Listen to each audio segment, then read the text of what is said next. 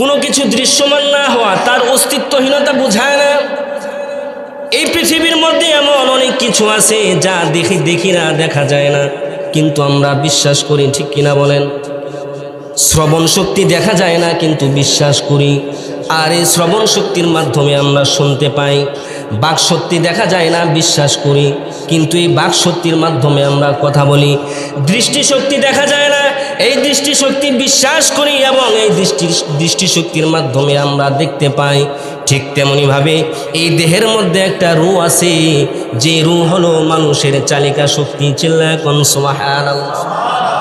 এই রূহ এই দেহের মধ্যে থাকার কারণে মানুষের হাত নড়ে, পা নড়ে, চলাফেরা করতে পারে, চোখে দেখে, কানে শুনে, কিন্তু এই রূহ দেখা যায় না। পৃথিবীর এমন কোনো মানুষ নাই সে যে বিশ্বাস করে না যে দেহের মধ্যে রূহ আছে, ঠিক কিনা বলেন?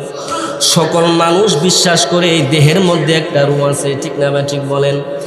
এই জমিনের মধ্যে মানুষ কত যন্ত্রপাতি আবিষ্কার করলো, নতুন নতুন যন্ত্রপাতি আবিষ্কার হয়ে গেল, যেই যন্ত্রপাতির মাধ্যমে মানুষ দেহের অভ্যন্তরে অবস্থিত ফুসফুস দেখতে পায়, কিডনি দেখতে পায়, লিভার দেখতে পায়, কলিজা দেখতে পায়, হৃৎপিণ্ড দেখতে পায়, পিত্তথলি দেখতে পায়।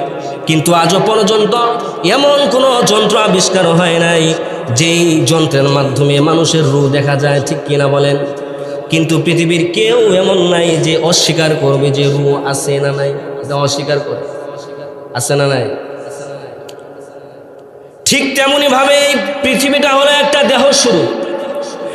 এই দেহের জমিন হলো পা, মাথা হলো আসমান।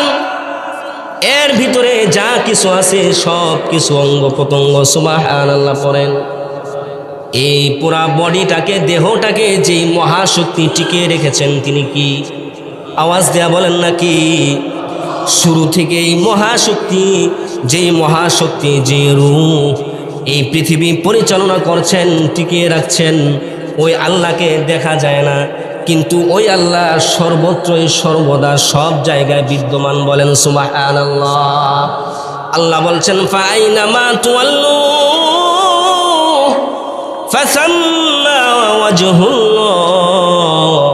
ও দুনিয়ার মানুষরি, পৃথিবীর যেদিকেই তাকাও সেখানে আমি আল্লাহ। বলেন সুবহানাল্লাহ।